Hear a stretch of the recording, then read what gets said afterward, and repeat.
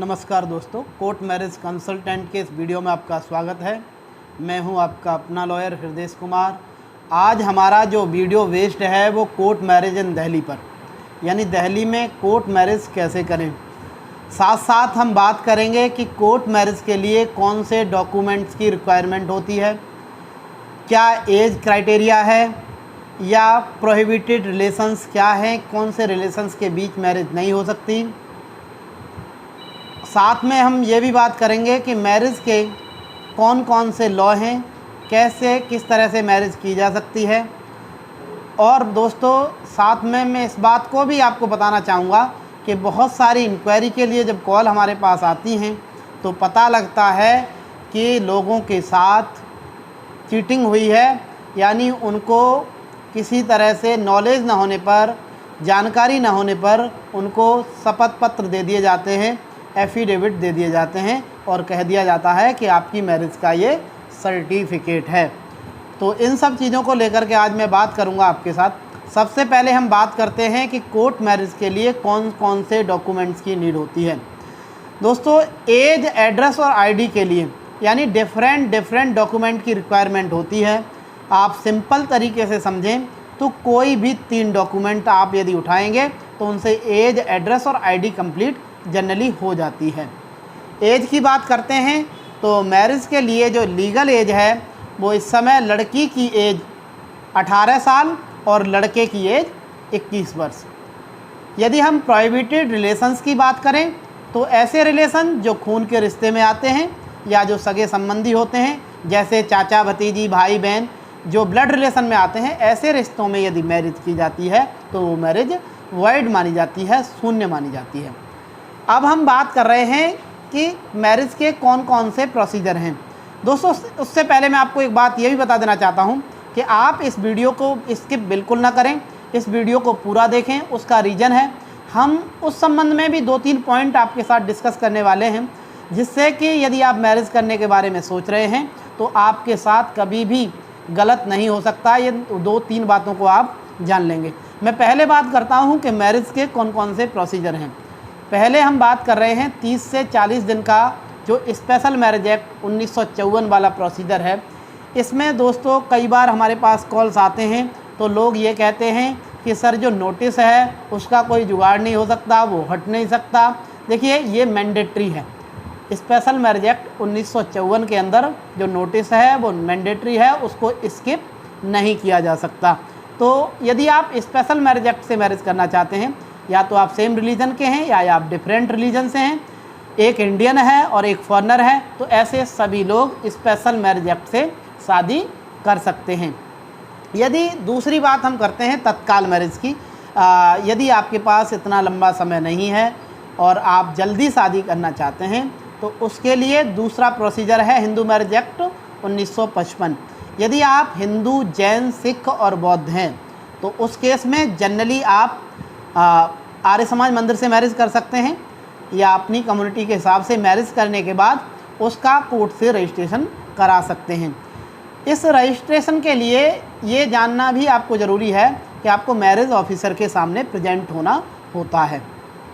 दूसरी बात, यदि आप ये सुन रहे हैं कि 2 घंटे में या 3 घंटे में मैरिज हो जाएगी, या आप इस तरह का कुछ पढ़ रहे हैं या इस तरह की आपने इंक्वायरी की है, उसमें आपको पता लगा है कि आपका शादी 2 घंटे में करा दी जाएगी, तो दोस्तों यहाँ पर थोड़ा सा आपको सावधान होने की ज़रूरत है। यानी दिल्ली के अंदर कोई भी तरीका ऐसा नहीं है जिसके अंतर्गत आपकी कंप्लीट मैरिज 2 घंटे के अंदर हो जाए, यानी आपकी कोर्ट मैरिज 2 घंटे के अंदर हो जाए, ऐसा नहीं हो सकता। क्योंकि दिल्ली के अंदर जो प्रोसीजर है उसमें यदि आपने एक दिन आर्य समाज मैरिज की है तो उसके 24 घंटे के बाद ही गवर्नमेंट का जो पोर्टल है उस पर आपको डेट मिल सकती है, उससे पहले कोई डेट नहीं मिल सकती। तो सपोज़ करिए यदि आपने ट्यूसडे में मैरिज की है तो आपकी मैरिज जो है वो वेडनेसडे रजिस्टर्ड होगी। इस तरह से आपको 2 दिन का टाइम लगेगा। और यदि आपने मंडे में मैरिज की है तो क्योंकि दिल्ली के अंदर ये रूल है, जो मैरिज एसडीएम ऑफिस में देखी जाती हैं या मैरिज ऑफिसर जो मैरिज कंडक्ट कराते हैं कोर्ट के अंदर, वो 3 दिन ही कराते हैं, मंडे, वेडनेसडे और फ्राइडे। यदि आपने मंडे मैरिज की है तो ट्यूसडे क्योंकि ऑफ होता है, वेडनेसडे आपकी मैरिज होगी। इस तरह से आपको कम से कम 3 दिन का समय दिल्ली के अंदर लगेगा। अब बात आती है कि आप 1 घंटे या 2 घंटे में जो शादी कराना चाह रहे हैं उनके साथ जनरली क्या होता है, उनको 2 घंटे या 1.5 घंटे के नाम पर बुला लिया जाता है। उसके बाद यहाँ तक भी खैरियत है कि यदि आपकी आर्य समाज से मैरिज कराई जा रही है और उसके बाद आपको यदि शपथ पत्र दिया जा रहा है तो कम से कम एक काम तो आपका हुआ कि आर्य समाज से आपकी मैरिज हुई। पर कई बार तो हद जब हो जाती है कि ना तो किसी आर्य समाज से, ना किसी मंदिर से, ना किसी दूसरी कम्युनिटी के हिसाब से कोई रिचुअल्स कराए जाते हैं और डायरेक्ट आपको स्टाम्प पेपर, एक शपथ पत्र दे दिया जाता है जिस पर आपकी डिक्लेरेशन दी जाती है।